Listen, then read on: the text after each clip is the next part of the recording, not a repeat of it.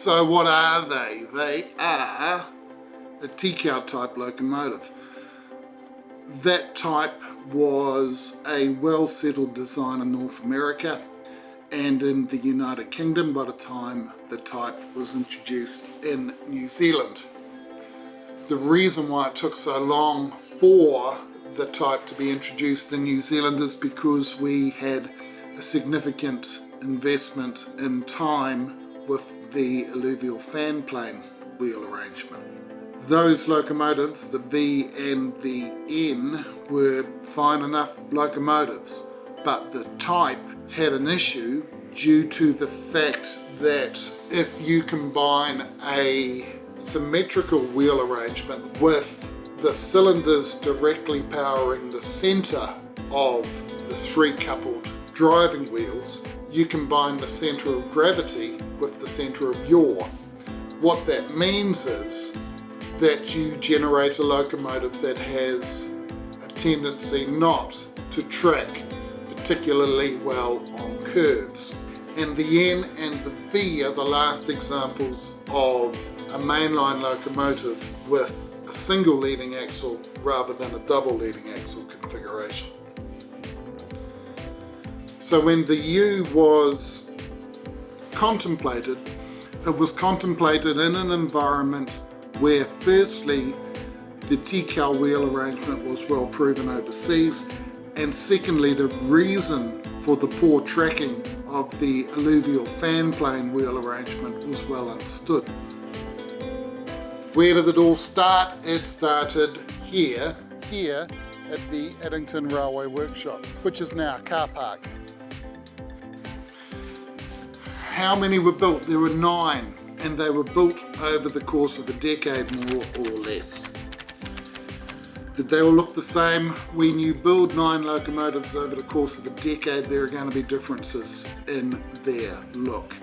And it's quite marked looking at the very first example. Single cab side windows, the funky upturned running board, the lower cab side extensions, compared with the last of the type that rolled into service. Were any introduced at a time when they were technically redundant?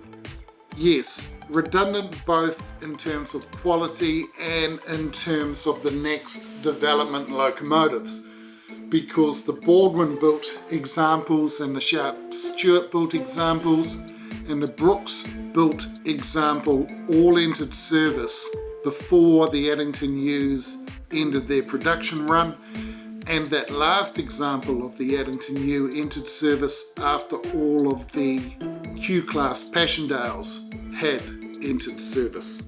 So yes, the type came to its production end when it was already redundant. Were they any good? They were good enough, I suppose.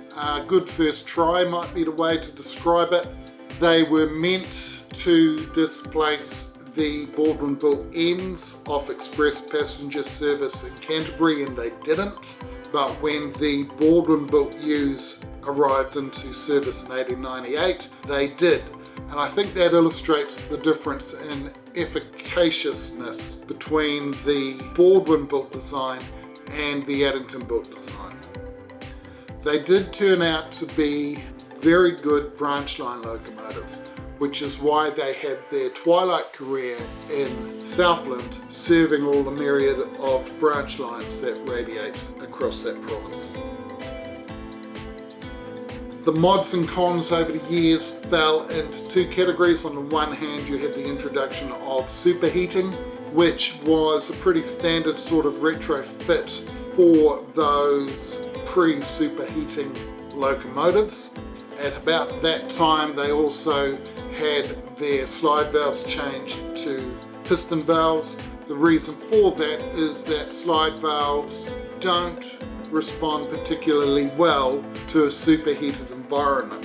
The other modifications over the years include things like the Westinghouse air brake. The first example entered service before that brake was a feature. The last example entered service after its introduction. The other mods over the years reflected the change of use from being mainline locomotives to being secondary locomotives. The introduction of the tender cab and the second sand dome, for instance, reflects the fact that they were used for shunting purposes. Were their road numbers in order or all over the place? They were all over the place. Here's a graph.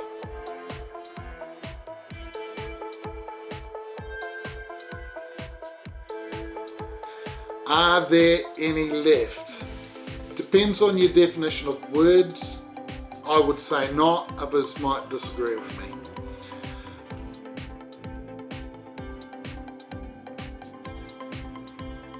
Historical significance, I think their significance is they were a sign of the confidence that the design team at Addington had to embark upon a mainline tender locomotive without outside influence. Historically, they also mark the last example of a slide valve equipped engine entering service in New Zealand. Can you like, subscribe and enjoy? Yes, you can.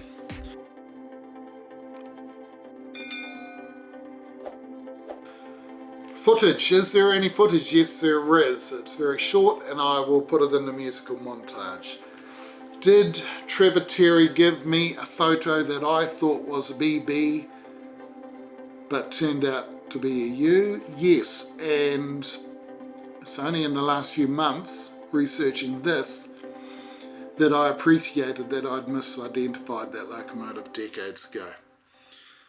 Is it time for a musical montage? Yes, it is. And thanks to NZRLS Archive for many of the photos. Cheers.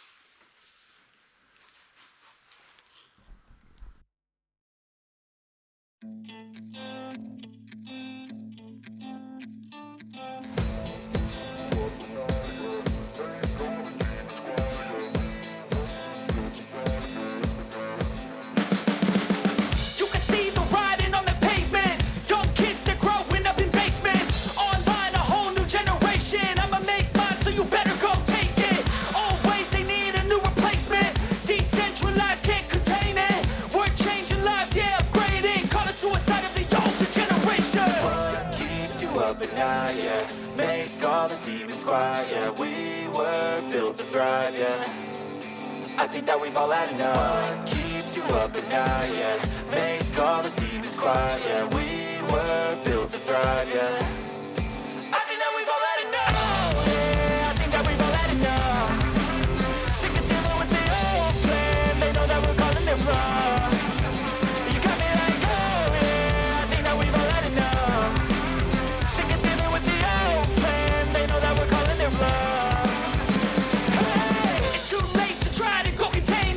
Generation fueled by creation. We live lives on a small screen nation. We control the airwaves, no negotiation. I refuse to think we need saving. Something good will come from creation. And when we think that the world is too anxious, we'll adapt, evolve, survive, and save it. What keeps you up at night? Yeah, make all the demons quiet. Yeah, we were built to thrive. Yeah, I think that we've all had enough. What keeps you up at night? Yeah, make all the demons quiet. Yeah, we were built to thrive, yeah.